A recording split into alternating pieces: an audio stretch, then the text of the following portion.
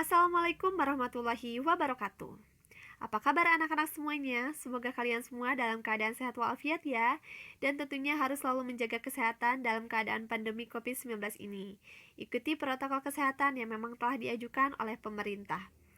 Perkenalkan, nama saya Rina Karlina. Saya di sini selaku praktikan PLP di SMK Negeri 1 Pacet. Saya berkesempatan untuk bisa membimbing kalian semua tentunya dalam mata pelajaran Pendidikan Pancasila dan Kewarganegaraan. Sebelum kita memulai proses pembelajaran, silahkan kalian isi dulu presensi kehadiran yang telah saya bagikan di aplikasi Kaizala. Dan apabila sudah, maka kita baca doa terlebih dahulu untuk memulai proses pembelajaran ini. Baca doa menurut kepercayaannya masing-masing, dipersilahkan.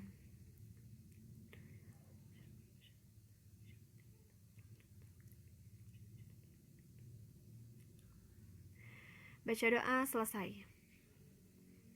Alhamdulillahirrabbilalamin. Pada pertemuan kali ini kita masih diberi kesempatan untuk bisa melaksanakan proses pembelajaran, walaupun proses pembelajarannya masih dilaksanakan secara daring ya. Namun saya berharap kepada kalian semua masih memiliki rasa semangat yang tinggi untuk bisa mengikuti proses pembelajaran pada pertemuan kali ini. Pada pertemuan kali ini kita akan membahas bab 4, yaitu terkait dinamika persatuan dan kesatuan dalam negara kesatuan Republik Indonesia.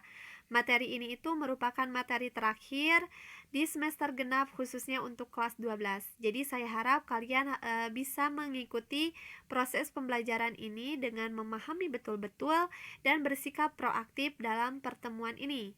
Nah, kita ketahui dulu tujuan pembelajaran pada bab ini, yang dimana nanti jika selesai mengikuti proses pembelajaran, kalian sebagai peserta didik dapat merancang dan mengkampanyekan persatuan dan kesatuan bangsa sebagai upaya menjaga dan mempertahankan negara kesatuan Republik Indonesia. Terlebih itu, kita ketahui juga materi pembelajarannya. Nah, jadi materi pembelajaran untuk bab 4 ini ada 2 materi yang akan kita bahas. Yang pertama yaitu ada hakikat atau keberadaan Negara Kesatuan Republik Indonesia. Pada bagian A ini kita akan ketahui yang pertama arti dari persatuan dan kesatuan itu seperti apa dan bagaimana.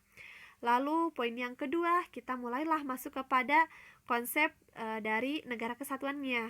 Dan yang ketiga masuklah kepada karakteristik negara kesatuannya. Dan poin yang kedua atau materi yang kedua itu terkait persatuan dan kesatuan bangsa Indonesia dari masa ke masa. Nah, dilihat dari masa revolusi sampai dengan masa reformasi.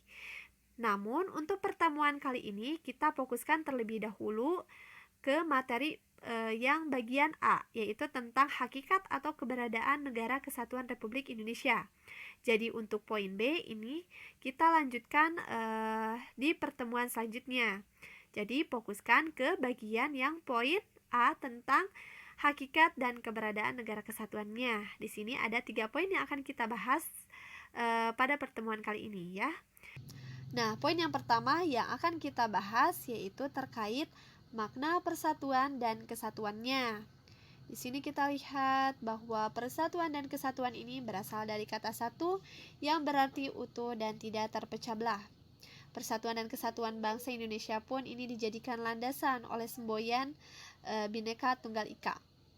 Bu, kenapa Bhinneka Tunggal Ika ini dijadikan landasan bagi bangsa Indonesia terutama ya? Karena kita bisa lihat dari arti dari Bhinneka Tunggal Ika. Artinya itu walaupun berbeda-beda tetapi tetap satu tujuan kan ya. Nah, justru itu sebenarnya yang menjadi ciri khas dan keunikan bagi bangsa negara Indonesia. Karena negara kita ini memiliki kekayaan yang begitu beragam. Baik keberagaman tersebut dilihat dari perbedaan ras, budaya, bangsa, bahasa yang berbeda-beda. Tapi perbedaan tersebut justru oleh negara Indonesia itu dijadikan bisa mempersatukan perbedaan tersebut menjadi satu kesatuan, yaitu negara Republik Indonesia yang memang berarti utuh dan tidak terpecah belah. Yang selanjutnya yaitu adalah poin yang kedua yang akan kita bahas terkait konsep dari negara kesatuan. Negara kesatuan bisa kita kenal juga sebagai bentuk negara kita ya, yaitu bentuknya negara kesatuan. Istilah negara kesatuan pun itu tentunya sering didengar dan sudah ada di dalam benak pikiran kalian sebagai warga negara,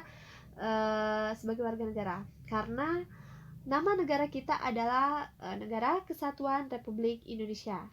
Kita juga harus mengetahui bahwa negara kesatuan pun ini sering disebut sebagai negara unitaris, unity atau negara tunggal, yaitu satu negara ya, yang monosentris atau berpusat satu. Maksudnya berpusat satu ini dia hanya terdiri dari satu negara saja, yaitu negaranya Indonesia, satu pemerintahan pusat, satu kepala negara yaitu presiden, dan satu legislatif yaitu adalah MPR. Nah, maksudnya berpusat satu itu kurang lebihnya seperti itu. Nah, di sini pun negara kesatuan dikemukakan oleh C.V. Strong dalam bukunya A History of Modern Political Constitution pada tahun 1963 pada halaman 84, bahwa beliau mengemukakan negara kesatuan adalah bentuk negara. Seperti apa yang telah Ibu kemukakan pada sebelumnya, bahwa bentuk negara kita adalah negara kesatuan, di mana di sini wewenang legislatif tertinggi itu jadi dipusatkan dalam suatu badan legislatif nasional. Beliau pun mengemukakan bahwa kekuasaan negara ini dipegang oleh pemerintahan pusat. Jadi penyelenggara pemerintahan pusat itu seperti presiden dan dibantu juga oleh wakil presiden dan para menteri lainnya. Di sini pemerintah pusat itu dapat menyerahkan sebagian kekuasaannya kepada pemerintahan daerah. Hal ini pun harus didasarkan kepada hak otonominya atau kepada hak-hak yang ada pada daerahnya. Tetapi tetap ya, pada tahap terakhir ini kekuasaan itu berada di tangan pemerintahan pusat. Kenapa demikian? Karena ya memang pemerintahan pusatlah di sini yang memang memegang kekuasaan yang paling tertinggi untuk bisa mengatur urusan negaranya atau urusan pemerintahan. Nah, yang selanjutnya yaitu kita akan membahas terkait sistem negara kesatuannya. Nah, jadi di dalam sistem negara kesatuan ini ternyata ada dua sistem. Yang pertama disebut sebagai sistem sentralisasi dan yang kedua disebut sebagai sistem desentralisasi. Nah, kita lihat ya perbedaan dari kedua sistem ini tuh seperti apa dan bagaimana sih gitu. Nah, yang pertama adanya sistem sentralisasi. Jadi, kalau untuk sistem sentralisasi ini, di mana semua hal ini diatur dan diurus oleh pemerintahan pusat. Jadi, kalau misalnya pemerintahan daerah itu, dia hanya menjalankan perintah dan peraturan yang memang diberikan oleh pemerintahan pusat kepada pemerintahan daerah gitu ya. Jadi, tidak ada kewenangan gitu untuk pemerintahan daerah itu. Berbeda nih dengan sistem desentralisasi. Di dalam sistem desentralisasi di sini, di mana sekarang pemerintah daerah ini diberi kekuasaan oleh pemerintahan pusat tentunya untuk bisa mengatur dan mengurus urusan rumah tangganya tentunya di daerahnya masing-masing. Dan sistem desentralisasi pun ternyata bisa menampung aspirasi dari para rakyat khususnya di daerahnya. Meskipun demikian, pemerintah pusat tetap yang memegang kekuasaan tertinggi. Jadi walaupun sekarang pemerintah pusat memberikan kewenangan atau kekuasaan kepada pemerintah daerah, tetapi tetap tahap terakhir itu ada di tangan pemerintahan pusat gitu ya. Nah, baik kita lanjutkan di sini. Nah, bagaimana dengan negara kita, yaitu khususnya untuk di Indonesia? Apakah Indonesia di sini menganut sistem sentralisasi atau lebih menganut kepada sistem desentralisasi? Dan ternyata Indonesia di sini menganut sistem desentralisasi. Desentralisasi ini dimaksudkan seperti apa yang ada di slide sebelumnya. Jadi di sini pemerintahan daerah ini diberi kekuasaan atau kewenangan dari pemerintahan pusat untuk bisa mengatur dan juga mengurus urusan rumah tangganya khususnya untuk di daerah-daerahnya gitu ya. Namun ada juga nih sebagian kekuasaan atau kewenangan yang memang tidak diberikan kepada pemerintahan daerah. Contoh kewenangan yang tidak diberikan kepada pemerintahan daerah itu dalam bidang agama, misalnya pertahanan dan agama, politik luar negeri dan lain sebagainya. Nah, Bu, kok bisa? Kenapa kewenangan tersebut itu tidak diberikan kepada pemerintahan daerah? Karena alasannya pemerintah pusat itu merasa khawatir apabila nantinya takutnya ada perbedaan perlakuan kepada setiap daerahnya masing-masing tentunya dalam hal bidang-bidang tadi tersebut gitu ya. Nah, takutnya seperti itu yang dikhawatirkan oleh pemerintahan pusat. Oleh karenanya dalam hal pemerintahan dan mengurus negara itu yang menjalankan adalah pemerintahan pusat yang lebih berwenang gitu kan ya. Namun dalam hal ini bukan berarti sekarang pemerintahan daerah tidak boleh ikut campur atau tidak boleh ikut berpartisipasi, melainkan pemerintah daerah juga bisa memberikan sebuah masukan-masukan kepada pemerintahan pusat gitu ya. Tentunya dalam hal menjalankan sistem pemerintahannya yang ada di negara kita, yaitu negara Indonesia gitu ya. Nah, baik, yang selanjutnya yaitu kita akan membahas terkait karakteristik Negara Kesatuan Republik Indonesia. Karakteristik ini bisa dikatakan juga sebagai identitas. Nah, identitas dari Negara Kesatuan Republik itu seperti apa dan bagaimana sih? Ini tentu hal yang sangat perlu dipahami oleh kalian semua sebagai siswa ataupun sebagai warga negara Indonesia. Kalian harus mengetahui nih, identitas Negara Kesatuan Republik Indonesia ini seperti apa dan bagaimana. Nah, jadi pada masa kelahirannya, tepatnya di tanggal 17 Agustus 1945, Indonesia ini telah memiliki tekad yang sama pada waktu itu, bahwa negara ini tentunya akan eksis di dunia internasional, apalagi dalam bentuknya bentuk negara kesatuan. Dan kesepakatan ini pun telah tercermin dalam hasil rapat-rapat BPUPKI dan juga hasil rapat dari PPKI dalam hal menyusun konstitusi atau undang-undang dasar yang tertinggi di dalam sebuah negara. Dan ini ada sebuah dokumentasi terkait penyelenggaraan sidang BPUPKI. Nah, dan di sini di dalam sidang BPUPKI ada salah satu anggota dari BPUPKI yaitu Supomo. Di dalam pelaksanaan sidang BPUPKI, beliau mengendaki terkait bentuk negara kita, yaitu negara kesatuan yang katanya sejalan dengan paham negara integralistik yang melihat bangsa ini sebagai suatu organisme. Jadi negara integralistik di sini di mana negara itu harus bisa menempatkan dirinya agar tidak memihak kepada golongan yang terbesar ataupun kepada golongan yang terkuat gitu. Melainkan negara harus bisa memposisikan dirinya secara keseluruhan atau adil gitu ya. Jadi tidak boleh ada perbedaan di dalam negara kita yang mana disesuaikan dengan paham yang memang terkandung di dalam sebuah Pancasila atau dasar negara kita. Dalam Pancasila itu sudah benar-benar adanya sebuah asas kebersamaan dalam kehidupan dan juga lebih mendambakan keselarasan dalam hubungan individu dan juga masyarakat.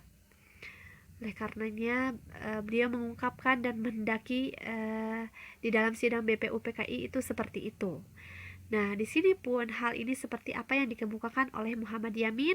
Beliau juga merupakan salah satu anggota dari BPUPKI. Beliau mengemukakan bahwa kita ini hanya membutuhkan negara yang bersifat unitarisme dan wujud negara kita tidak lain dan tidak bukan adalah bentuk negara kesatuan Republik Indonesia. Jadi, tidak ada bentuk-bentuk negara lain, melainkan hanya bentuknya adalah negara kesatuan. Nah, baik, kita lanjut.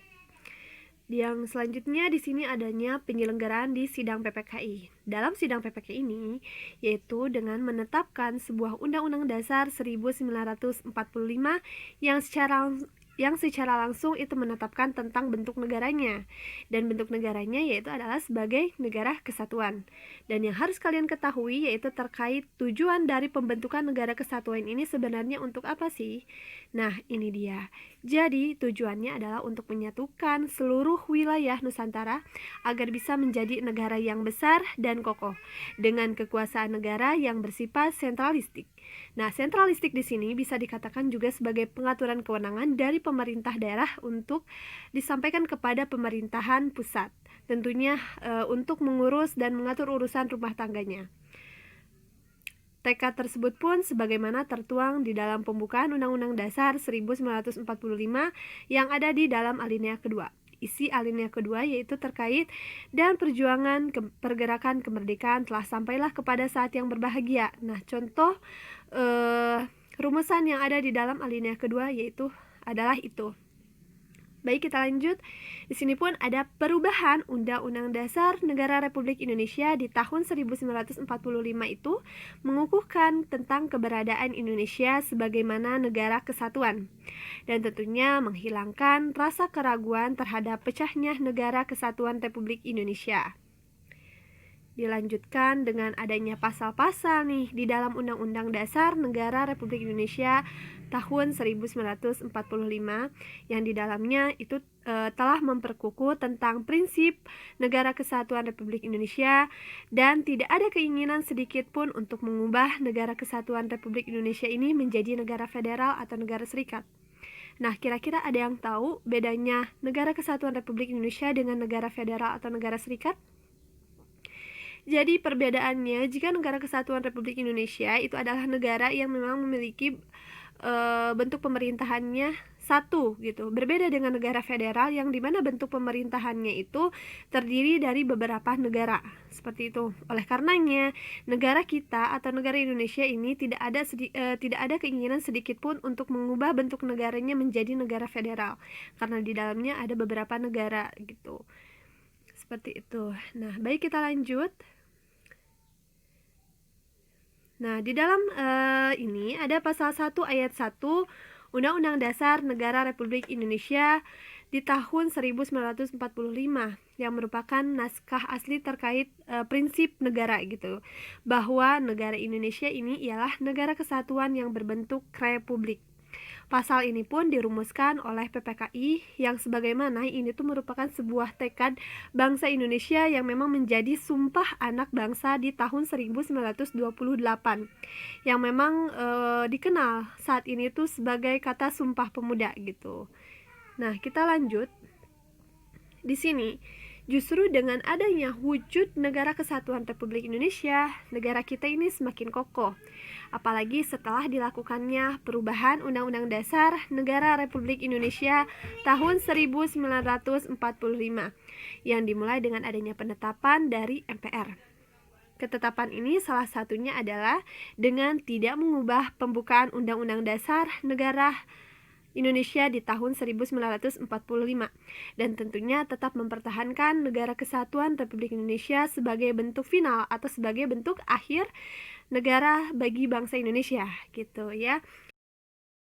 Kesepakatan untuk mempertahankan bentuk negara kita yaitu negara kesatuan sebenarnya memang sudah dipertimbangkan dari pas awal berdirinya negara Indonesia seperti itu, karena dipandang memang paling tepat untuk bisa mewadahi ide persatuan bangsa Indonesia atau dari sebuah bangsa. Nah, baik, kita lanjutkan di slide selanjutnya, yang dimana di slide ini membahas terkait Undang-Undang Dasar Negara Republik Indonesia tahun 1945 yang secara nyata di dalamnya itu mengandung semangat agar Indonesia ini bisa bersatu, baik yang tercantum di dalam pembukaan Undang-Undang Dasar 1945, lalu dilihat dari pasal-pasal yang menyebutkan tentang Negara Kesatuan Republik Indonesia. Di sini pun ada 5 pasal ya. Nah, ini dia. Lalu adanya rumusan pasal-pasal yang mengukuhkan Negara Kesatuan Republik Indonesia. Kita lihat di samping ini adanya 5 pasal yang menyebutkan dan memperkukuhkan tentang Negara Kesatuan Republik Indonesia. Yang pertama adanya pasal 1 ayat 1 yang sudah dijelaskan di slide sebelumnya terkait negara Indonesia adalah negara kesatuan yang berbentuk republik. Pasal 18 ayat 1 itu adalah terkait pemerintahan daerah yang dibagi atas daerah-daerah provinsi. Daerah provinsi itu dibagi atas kota dan kabupaten ya. Di pasal 18 ayat 2 itu terkait tugas dari pemerintahan daerah, tentunya untuk mengatur urusan rumah tangganya. Di pasal 25A ini membahas terkait segi kewilayahan yang akan dijelaskan di slide selanjutnya. Di pasal 37 ayat 5 itu adalah bentuk Negara Kesatuan Republik Indonesia yang memang tidak dapat dilakukan perubahan. Lalu di sini adanya keberadaan lembaga-lembaga dalam Undang-Undang Dasar 1945.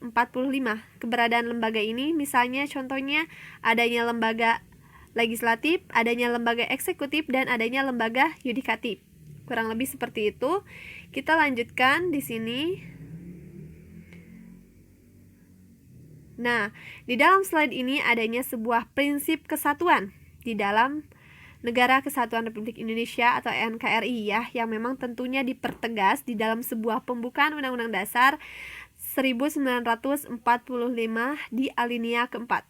Alinea keempat di pembukaan ini isinya adalah yang di bawah ini. Dalam upaya membentuk suatu pemerintahan negara Indonesia yang melindungi segenap bangsa Indonesia dan seluruh tumpah darah Indonesia. Hal ini merupakan bagian dari prinsip kesatuan dari negara kita, yaitu NKRI, Negara Kesatuan Republik Indonesia. Nah, kita bisa lihat di bawah ini adanya karakteristik ya. Karakteristik bisa dikatakan sebagai identitas dari Negara Kesatuan Republik Indonesia pun ternyata dapat dipandang dalam segi kewilayahan. Segi kewilayahan ini berarti terdiri dari beberapa ribuan pulau ya, dan tertuang di dalam pasal 25A Undang-Undang Dasar 1945 yang isinya itu menyatakan Negara Kesatuan Republik Indonesia adalah sebuah negara kepulauan yang berciri Nusantara dengan wilayah yang batas-batas dan hak-haknya itu ditetapkan dengan undang-undang. Lanjut kepada kesatuan wilayah tersebut pun ternyata mencakup 5 kesatuan. Yang pertama, adanya kesatuan politik. Kesatuan politik ini berarti sebuah kehidupan politik yang ada di seluruh wilayah Nusantara yang merupakan satu kesatuan politik gitu ya, yang diselenggarakan berdasarkan Pancasila dan Undang-Undang Dasar 1945. Kalau misalnya kesatuan hukum itu adalah di mana adanya kesamaan dalam menetapkan sebuah hukum tentunya yang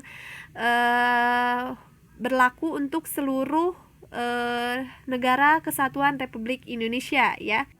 Nah, lalu yang selanjutnya adanya kesatuan sosial budaya, di mana kesatuan sosial budaya ini adanya keberagaman budaya yang ada di wilayah Nusantara yang bisa menggambarkan kekayaan budaya di Indonesia itu sendiri, yang bisa dijadikan sebuah modal dan landasan dalam pengembangan budaya bangsa. Hal ini pun nanti hasilnya akan terasakan oleh seluruh wilayah Nusantara atau oleh seluruh bangsa kita gitu ya. Yang selanjutnya adanya kesatuan ekonomi yang bisa dikatakan sebagai kekayaan alam yang ada di seluruh wilayah Nusantara untuk memenuhi kebutuhan hidup seluruh tanah air. Yang kelima, adanya kesatuan pertahanan dan keamanan, di mana tugasnya adalah untuk mempertahankan dan juga menjaga keamanan negara dari berbagai ancaman yang datang dari luar. Tentunya, karena hal tersebut bisa saja membuat negara ini berpecah belah atau adanya perpecahan gitu ya. Nah, mungkin untuk poin A, materi A itu dicukupkan sampai di sini materinya. Namun sebelum itu ada cuplikan video yang akan Ibu tayangkan kepada kalian semua, dan coba kalian semua saksikan video tersebut dengan cermat dan baik ya. Kira-kira isi atau kandungan yang ada dalam video tersebut itu seperti apa dan bagaimana. Mangga silahkan disimak videonya dengan baik.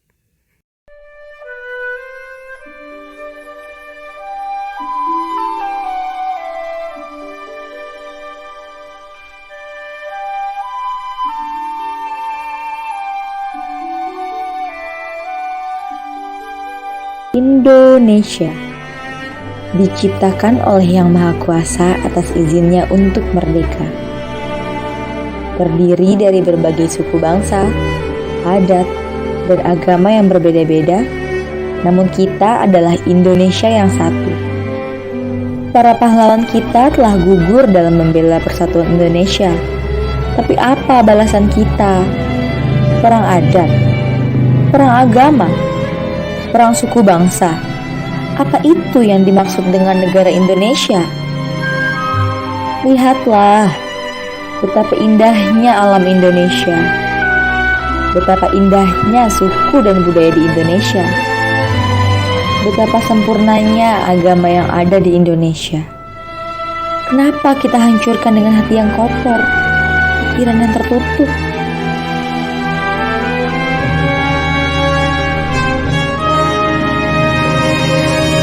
Bhinneka Tunggal Ika, berbeda-beda tapi tetap satu. Bukankah itu Indonesia yang sebenarnya? Kita hidup di tanah air ini. Kita besar di tanah air ini.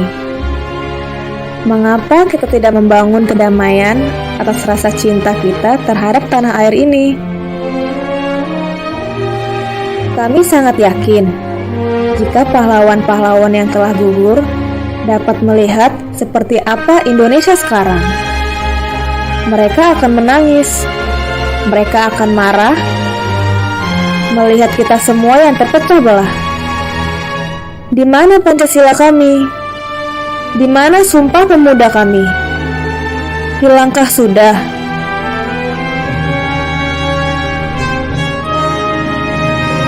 Marilah saudara-saudariku, teman-temanku, kita bangun Indonesia kembali. Kita ciptakan Indonesia kembali menjadi negara yang damai, negara yang menjunjung tinggi Pancasila dan Bhinneka Tunggal Ika.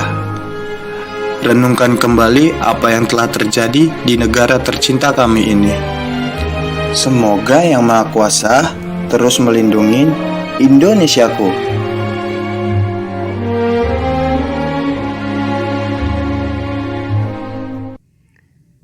Nah, itu dia semuanya anak-anak, kalian telah menyaksikan cuplikan video tersebut. Ibu sengaja memberikan cuplikan video tersebut karena di dalamnya dia mengandung sebuah motivasi dan juga memiliki makna yang begitu dalam terkait negara Indonesia. Di dalamnya pun adanya perjuangan yang memang dilakukan oleh para pahlawan kita pada saat dulu yang dimana sedang memperjuangkan kemerdekaan negara kita sampai saatnya negara kita bisa merdeka. Dan pahlawan saat ini tidak lain dan tidak bukan adalah kita sendiri sebagai warga negara Indonesia yang harus tentunya menjaga dan mempertahankan negara kesatuan Republik Indonesia dari berbagai ancaman-ancaman yang datang kepada negara kita. Dan pada saat ini negara kita sedang dalam keadaan yang tidak baik atau kondisi yang tidak baik, gitu ya. Datangnya sebuah ancaman wabah virus corona yang tentunya sangat mengancam kepada berbagai aspek kehidupan di negara kita. Oleh karenanya, Ibu ingin memberikan sebuah tugas kepada kalian semua, di mana tugasnya ini adalah tugas kelompok. Silahkan kalian bisa cari teman-teman kalian sesuai dengan keinginan kalian. Pokoknya dalam kelompoknya itu terdiri dari 3 orang, gitu ya. Nah, nanti jika sudah mendapatkan teman, coba kalian membuat sebuah poster sebagai upaya untuk menjaga persatuan dan kesatuan bangsa di tengah pandemi COVID-19. Nah, di sini kalian bisa lihat contohnya bahwa di sini pembuatan poster yang memang berkaitan dengan masalah pandemi COVID-19. Terserah kalian mau sekarang tentang penyakit virus coronanya, mau tentang pencegahannya, atau mau dibuat dengan hal-hal yang lainnya, itu terserah. Pokoknya dibuat dan dirancang semenarik mungkin dan sekreatif mungkin. Namun untuk pembuatannya itu harus berdasarkan keterampilan tangan kalian sendiri ya. Contohnya ini adalah seperti ini. Nah, contohnya di sini ada beberapa contoh di mana nanti dibuat dengan tangan kalian, digambar dalam HPS atau mau dalam buku gambar, itu terserah kalian pilih saja yang memang menurut kalian nyaman dan enak dibuat untuk dijadikan sebuah poster. Pokoknya yang berkaitan dengan masalah edukasi melawan virus corona, gitu ya. Nah, nanti jika sudah selesai, kalian bisa langsung publikasikan saja di sosial media kalian, yaitu di Instagram, dengan cara diposting. Nah, nanti di dalam sebuah postingannya itu harus dilengkapi dengan orasi kalian dalam cara kalian menjaga persatuan dan kesatuan di tengah pandemi COVID-19 ini. Kita itu harus gimana dan bagaimana sih, itu terserah. Kalian bisa rangkai saja kata-katanya dengan teman-teman kalian di dalam sebuah kelompok ya. Jangan lupa juga dilengkapi dengan nama kelompoknya, siapa saja, kelas dan jurusannya. Gunakan hashtag SMK Negeri 1 Pacet, hashtag Persatuan dan Kesatuan, dan hashtag Pandemi COVID-19. Jangan lupa hashtag ini digunakan ya, karena nanti hasilnya akan saya lihat dari hashtag ini, gitu ya. Secara otomatis kan nanti ya, kalau misalnya saya melihat SMK Negeri 1 Pacet, maka hasil poster kalian itu akan terlihat oleh saya di situ, oke? Maka jangan lupa untuk gunakan hashtag, gitu ya. Nah, mungkin untuk pertemuan kali ini Ibu cukupkan sampai di sini saja. Semoga kalian semua diberi kelancaran dan kemudahan dalam menyelesaikan tugas yang telah Ibu berikan kepada kalian semua ya. Batas waktu untuk pengumpulan ini Ibu kasih waktu 1 minggu saja, jadi silahkan gunakan waktunya dengan baik. Dan Ibu ucapkan terima kasih kepada kalian semua. Semoga apa yang Ibu sampaikan kepada kalian semua bisa bermanfaat dan kalian pun bisa mengerti apa yang Ibu jelaskan kepada kalian semua. Selalu menjaga kesehatan dalam keadaan pandemi COVID-19 ini, selalu menggunakan masker ketika kalian ingin berpergian ataupun keluar ya. Wassalamualaikum warahmatullahi wabarakatuh.